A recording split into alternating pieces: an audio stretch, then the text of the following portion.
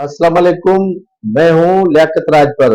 नाजरीन, 18 अक्टूबर को साने कारसाज को 16 साल बीत गए। न कातिल पकड़े, न मुलजमान को गिरफ्तार हुई। यके बाद दीगरे दो खुदकुश धमाके हुए उस वक्त जब शहीद मोहतरमा बेनजीर भुट्टो अपने काफिले के हमरा कारसाज पहुंची थी। पाकिस्तान पीपल्स पार्टी की चेयरपर्सन मोहतरमा बेनजीर भुट्टो अपने जलावतनी का सफर खत्म करके आज के रोज यानी 18 अक्टूबर को पाकिस्तान वापस आई थी। जम्मे गफीर था कारकुनों का उनके इस्तकबाल के लिए, लेकिन अचानक जब काफिला कारसाज के मकाम पर पहुंचा तो यके बाद दीगरे दो खुदकुश धमाके हुए।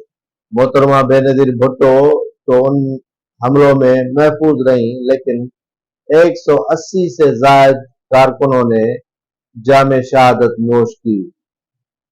उसके बाद पाकिस्तान पीपल्स पार्टी का ये काफिला कारवां आगे तो न बढ़ सका, वहीं रुक गया और कारकुनान की बड़ी तादाद जख्मी भी हुई, शहीद भी हुए, लेकिन उस मुकदमे का कोई पुरसान हाल नहीं। न मुलजमान कानून के कटहरे में आए, न ही उस वक्त के डिक्टेटर और उनके रुफका के खिलाफ कोई कार्रवाई हुई, न ही इस वाक़े के जो मुलजमान है उनको किसी ने कटहरे में लाने की कोशिश की।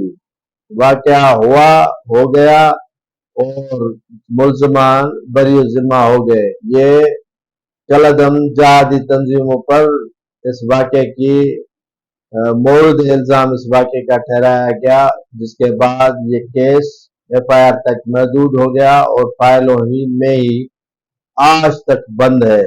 यहाँ पाकिस्तान पीपल्स पार्टी के कारकुनान का आज के रोज यही मुतालबा है कि 18 अक्टूबर के शोधा के कत्ल में जो भी कुव्वत मुलविस है उनके खिलाफ कानूनी कार्रवाई की जाए।